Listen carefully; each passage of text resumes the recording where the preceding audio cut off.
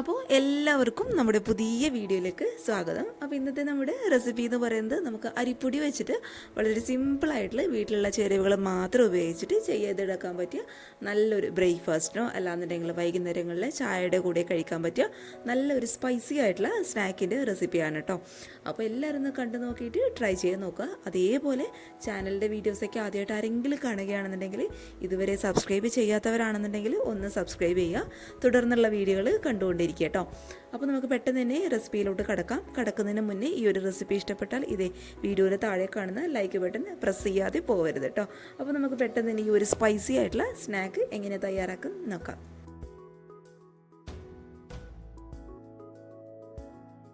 അപ്പോൾ ഈ ഒരു ചായക്കടി റെഡിയാക്കാൻ വേണ്ടിയിട്ട് ഇതുപോലുള്ളൊരു പാത്രത്തിൽ ഒരു 1/4 കപ്പോളം പുട്ടുപൊടി ഞാൻ എടുത്തിട്ടുണ്ട്. അപ്പോൾ പുട്ടുപൊടി കയ്യിലില്ലാത്തവർ നമ്മൾ അപ്പം ഇടിയപ്പൊക്കെ ചുടാനായിട്ട് ഉപയോഗിക്കുന്ന ഏറ്റവും നൈസായിട്ടുള്ള പൊടി എടുക്കുക. പക്ഷേ എപ്പോഴും കൂടുതൽ നല്ലത് പുട്ടുപൊടി എടുക്കുക തന്നെ ആയിരിക്കും. അപ്പോൾ ഇതുപോലുള്ളൊരു പാത്രത്തിൽ 1/4 കപ്പോളം പുട്ടുപൊടി നമുക്കൊരു പാത്രത്തിലോട്ട് മുഴുവനായിട്ട് അങ്ങ് ഇട്ട് കൊടുക്കാം.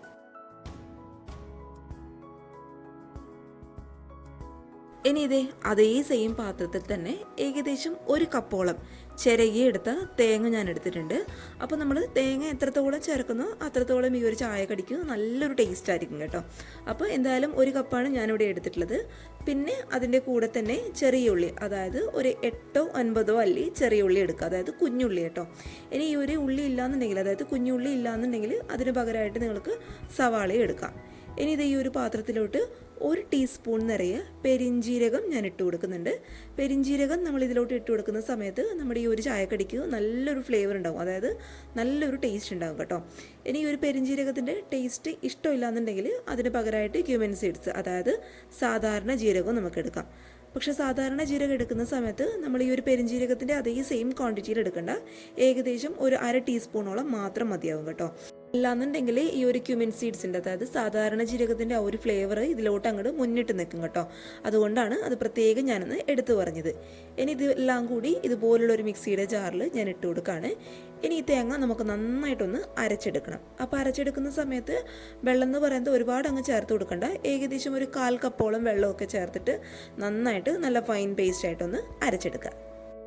അപ്പോൾ നന്നായിട്ട് ഞാൻ തേങ്ങയുടെ പേസ്റ്റൊക്കെ അരച്ചെടുത്തിട്ടുണ്ട്. ഇനി അത് കംപ്ലീറ്റ് ആയിട്ട് നമ്മൾ നേരത്തെ എടുത്ത് വെച്ച പുട്ടുപൊടി ഉണ്ടല്ലോ, അതായത് നമ്മുടെ അരിപ്പൊടി, അതിലോട്ട് മുഴുവനായിട്ട് അങ്ങ് ചേർത്ത് കൊടുക്കാം.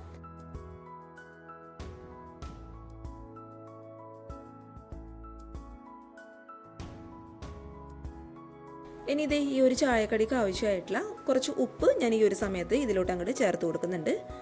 ഇനി ഇതെല്ലാം കൂടി നന്നായിട്ട് നമുക്കൊന്ന് മിക്സ് ചെയ്തെടുക്കാം. നമ്മൾ ചേർത്ത് കൊടുത്ത ഈ ഒരു തേങ്ങയും അതേപോലെ ഉപ്പും ഒക്കെ ഈ ഒരു പുട്ടുപൊടിയിൽ നന്നായിട്ടൊന്ന് മിക്സ് ആവുന്ന രീതിയിൽ ഇതുപോലുള്ളൊരു സ്പൂണോ അല്ലാന്നുണ്ടെങ്കിൽ ഫോർക്കോ വെച്ചിട്ട് നന്നായിട്ടൊന്ന് മിക്സ് ചെയ്ത് കൊടുക്കുക.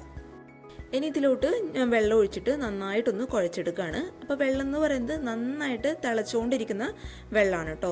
ഒരിക്കലും ലൈറ്റായിട്ടുള്ള ചൂടുവെള്ളമോ അല്ലാന്നുണ്ടെങ്കിൽ തണുത്ത വെള്ളം ഈ ഒരു സ്നാക്കിൽ ഉപയോഗിക്കാനും പാടില്ല. നന്നായിട്ടുള്ള തിളച്ചുകൊണ്ടിരിക്കുന്ന വെള്ളം വേണം ഉപയോഗിക്കാനായിട്ട്. എങ്കിലേ നമ്മുടെ ഈ ഒരു പുട്ടുപൊടിയൊക്കെ ഒന്ന് സോഫ്റ്റായി നമ്മുടെ സ്നാക്ക് കഴിക്കാനായിട്ട് നല്ലൊരു ടേസ്റ്റ് ഉണ്ടാവും. അപ്പോൾ അതിന് വേണ്ടിയിട്ടാണ് നന്നായിട്ട് തിളച്ചുകൊണ്ടിരിക്കുന്ന വെള്ളം നമ്മൾ ഇതിലോട്ട് അങ്ങോട്ട് ഒഴിച്ചു കൊടുക്കുന്നത്.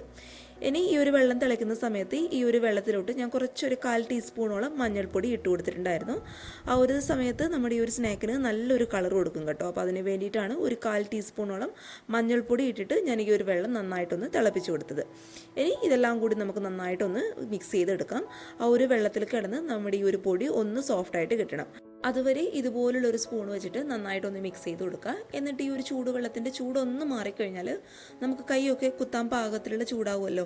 ആ ഒരു സമയത്ത് നമ്മുടെ കൈ ഉപയോഗിച്ചിട്ട് തന്നെ ഈ ഒരു മാവ് നന്നായിട്ട് നല്ല സോഫ്റ്റായിട്ടൊന്ന് കുഴച്ചെടുക്കുക കേട്ടോ. എങ്കിലേ നമ്മുടെ ഈ ഒരു ചായക്കടീൻ്റെ ഉൾഭാഗമൊക്കെ നന്നായിട്ട് നല്ല സോഫ്റ്റായിട്ട് കിടക്കത്തുള്ളൂ. അപ്പോൾ ചൂടൊന്ന് മാറിക്കഴിഞ്ഞാൽ നമുക്ക് കൈ ഉപയോഗിച്ചിട്ട് ഇത് വീണ്ടും നന്നായിട്ടൊന്ന് കുഴച്ചെടുക്കാം.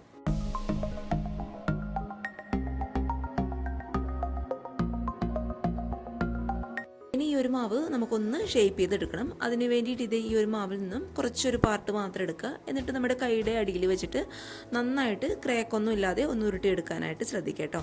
എന്നിട്ട് നമ്മുടെ ഈ ഒരു ഇടത് കയ്യിൽ വെച്ചിട്ട് ജസ്റ്റ് ഈ ഒരു മാവ് ഒന്ന് പ്രസ് ചെയ്ത് കൊടുക്കുക. എന്നിട്ട് സൈഡിൽ വരുന്ന ഇതുപോലുള്ള ക്രാക്കുള്ള ഭാഗമൊക്കെ നമ്മുടെ കയ്യിൽ വെച്ചിട്ട് തന്നെ ഒരു വിരൽ വെച്ചിട്ട് നന്നായിട്ടൊന്ന് ഷേപ്പ് ചെയ്ത് കൊടുക്കുക കേട്ടോ. അപ്പോൾ ജസ്റ്റ് ഒന്ന് ആക്കി കൊടുത്താൽ മതി. നമുക്കിതൊന്ന് സ്റ്റീം ചെയ്തെടുക്കാൻ വേണ്ടിയിട്ട് മാത്രമാണ് കേട്ടോ. അപ്പോൾ ഇതുപോലെ എല്ലാ മാവും അങ്ങ് ചെയ്തെടുക്കുക.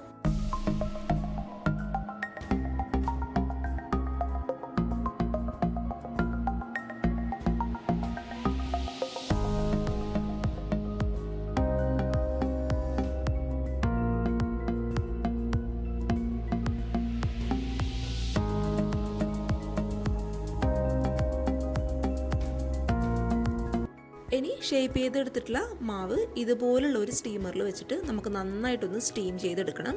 അപ്പോൾ സ്റ്റീമറിൽ ആവശ്യത്തിന് വെള്ളം വെച്ച് കൊടുക്കുക. എന്നിട്ട് അത് നന്നായിട്ടൊന്ന് തിളക്കുന്ന സമയത്ത് നമുക്ക് ഓരോന്നോരോന്നായിട്ട് ഇതിലോട്ട് അങ്ങോട്ട് വെച്ച് കൊടുക്കുക കേട്ടോ. മുകളിലോട്ടായിട്ട് വെച്ച് കൊടുത്താൽ മാത്രം മതി, അതിനൊന്നും കുഴപ്പമില്ല.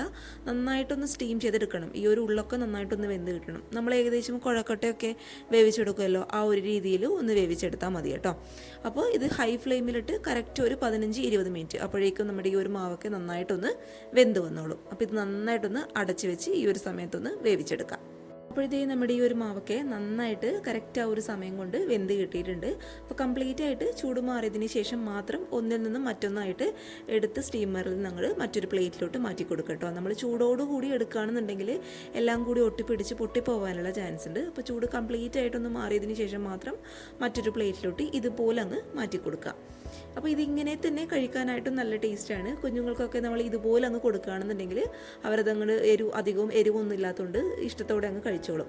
അപ്പോൾ നമുക്കിതൊന്ന് സ്പൈസി ആക്കി എടുക്കണം. അപ്പോൾ അതിന് വേണ്ടിയിട്ട് നമുക്കൊരു മസാലക്കൂട്ടൊന്ന് തയ്യാറാക്കി എടുക്കണം. പക്ഷേ അതിന് മുന്നേ നമ്മൾ ഫോട്ടോ ഒക്കെ എടുക്കുമ്പോൾ ഒരു ഭംഗിക്ക് വേണ്ടിയിട്ട് ഇതുപോലെ ഒരു സൈഡൊക്കെ ഒന്ന് ക്രാക്കായിട്ട് ഇരിക്കുന്നത് കൊണ്ട് ഇതുപോലുള്ളൊരു കുപ്പിയുടെ അടപ്പ് വെച്ചിട്ട് ഞാനൊന്ന് റൗണ്ട് ഷേപ്പിലൊന്ന് കട്ട് ചെയ്തെടുക്കുകയാണ്. നിങ്ങൾ ചെയ്യുന്ന സമയത്ത്, നമ്മൾ സാധാരണ വീടുകളൊക്കെ ചെയ്യുന്ന സമയത്ത് ഇങ്ങനെ ചെയ്യണമെന്ന് ഒരു നിർബന്ധവും ഇല്ല. നമുക്ക് ഡയറക്റ്റായിട്ട് മസാലയിലിട്ടിട്ടൊന്ന് ഫ്രൈ ചെയ്തെടുക്കാം കേട്ടോ. പക്ഷേ ഞാൻ ഫോട്ടോയും വീഡിയോ ഒക്കെ എടുക്കുമ്പോൾ ഒന്ന് കാണാനുള്ള ഒരു ഭംഗിക്ക് വേണ്ടിയിട്ട് മാത്രം കറക്റ്റ് ആ ഒരു റൗണ്ട് ഷേപ്പ് ഒന്ന് കിട്ടാൻ വേണ്ടിയിട്ട് ഒന്ന് കട്ട് ചെയ്ത് എടുക്കുകയാണ്.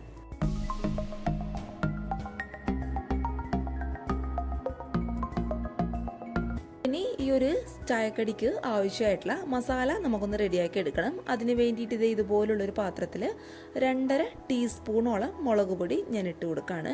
അതേപോലെ ഒരു 1/4 ടീസ്പൂണോളം മഞ്ഞൾപ്പൊടിയും കൂടി നമുക്ക് ഇതിലോട്ട് അങ്ങോട്ട് ചേർത്ത് കൊടുക്കാം. ഇനി ഈ ഒരു മസാലയ്ക്ക് മാത്രം ആവശ്യമായിട്ടുള്ള ഒരു നുള്ളുപ്പും കൂടി ചേർത്ത് കൊടുത്തിട്ടുണ്ട് കേട്ടോ.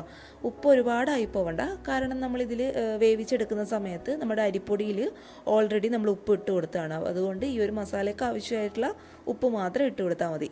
ഇനി ഇതിലോട്ട് സാധാരണ വെള്ളം ഒഴിച്ചിട്ട് നമുക്കൊന്ന് മിക്സ് ചെയ്ത് കൊടുക്കാം. ഒരുപാട് കട്ടിയായിട്ടുള്ള മസാലയല്ല നമുക്ക് ആവശ്യം, ഇതുപോലുള്ള ഇച്ചിരി ലൂസായിട്ടുള്ള മസാലയാണ് കേട്ടോ നമുക്ക് വേണ്ടത്.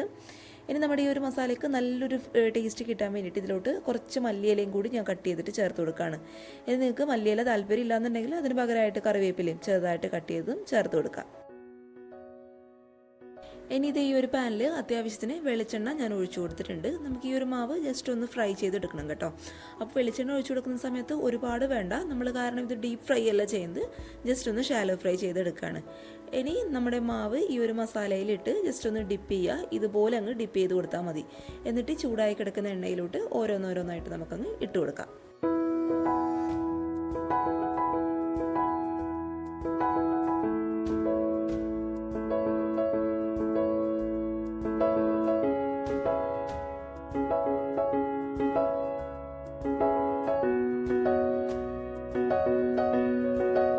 ഇനി ഇത് നമ്മൾ അടച്ച് വയ്ക്കേണ്ട ആവശ്യമൊന്നുമില്ല, തുറന്ന് വെച്ചിട്ട് തന്നെ നന്നായിട്ടൊന്ന് ഫ്രൈ ചെയ്തെടുത്താൽ മതി.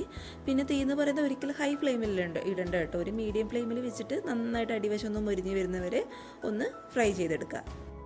ഇനി ഇത് അടിവശം നന്നായിട്ടൊന്ന് മൊരിഞ്ഞെന്ന് തോന്നിക്കഴിഞ്ഞാൽ ഇതുപോലുള്ള ഒരു കത്തിയോ അല്ലാന്നുണ്ടെങ്കിൽ സ്പൂണോ സാധാരണ ഒരു സ്പാച്ചുല വെച്ചിട്ട് ഓരോന്നോരോന്നായിട്ട് നമുക്കങ്ങ് മറിച്ചിട്ട് കൊടുക്കാം.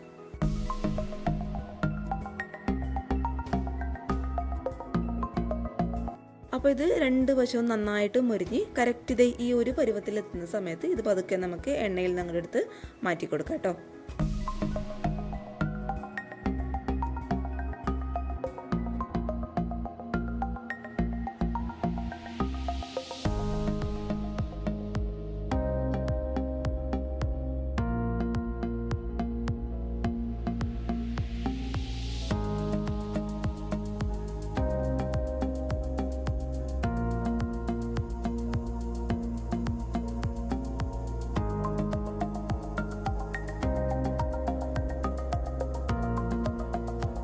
അവസാനമായിട്ട് ബാക്കിയുള്ള എണ്ണയിൽ നമ്മൾ നേരത്തെ കട്ട് ചെയ്ത് വെച്ചിട്ടുള്ള ചെറിയ ചെറിയ കുഞ്ഞു കുഞ്ഞു പീസ് ഉണ്ടല്ലോ, അതും കൂടി ഞാൻ ഇട്ട് കൊടുക്കുന്നുണ്ട് കേട്ടോ.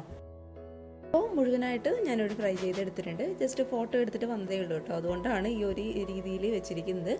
അപ്പോൾ നല്ല ടേസ്റ്റാണ് കഴിക്കാൻ വേണ്ടിയിട്ട്. പുറമേ നല്ല മുരിഞ്ഞതും അതുപോലെ ഉള്ളിൽ എക്സ്ട്രാ സോഫ്റ്റും ആയിട്ടുള്ള ഒരു അടിപൊളിയായിട്ടുള്ള നല്ല എരിവോട് കൂടിയിട്ടുള്ള ചായക്കടിയാണ്. അപ്പോൾ വൈകുന്നേരങ്ങളിൽ ചായയുടെ കൂടെയോ അല്ലാന്നുണ്ടെങ്കിൽ രാവിലെ നല്ലൊരു കട്ടൻ കാപ്പിയുടെ കൂടെയോ അല്ലെങ്കിൽ കട്ടൻ ചായയുടെ കൂടെയൊക്കെ കഴിക്കാൻ പറ്റിയ നല്ലൊരു എരിയനായിട്ടുള്ള സ്നാക്കാണ് കേട്ടോ. അപ്പോൾ തീർച്ചയായിട്ടും എല്ലാവരും ട്രൈ ചെയ്ത് നോക്കുക.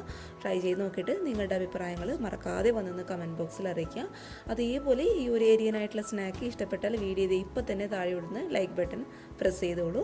അതേപോലെ ചാനലിൻ്റെ വീഡിയോസൊക്കെ ആദ്യമായിട്ട് ആരെങ്കിലും കാണുകയാണെന്നുണ്ടെങ്കിൽ സബ്സ്ക്രൈബ് ചെയ്യാത്തവരുണ്ടെന്നുണ്ടെങ്കിൽ തീർച്ചയായിട്ടും ഒന്ന് സബ്സ്ക്രൈബ് ചെയ്ത് സപ്പോർട്ട് ചെയ്യണേ. അതുപോലെ ഈ ഒരു സ്നാക്ക് നിങ്ങൾക്ക് ഇഷ്ടപ്പെടുകയാണെന്നുണ്ടെങ്കിൽ നിങ്ങളുടെ ഫാമിലിയും ഫ്രണ്ട്സൊക്കെ ആയിട്ട് വീഡിയോ ഒന്ന് ഷെയർ ചെയ്ത് കൊടുക്കുക കേട്ടോ. അപ്പോൾ നാളെ ഒരു നല്ല വീഡിയോ ആയിട്ട് കാണും വരെ thank you for watching Simnas food world. By.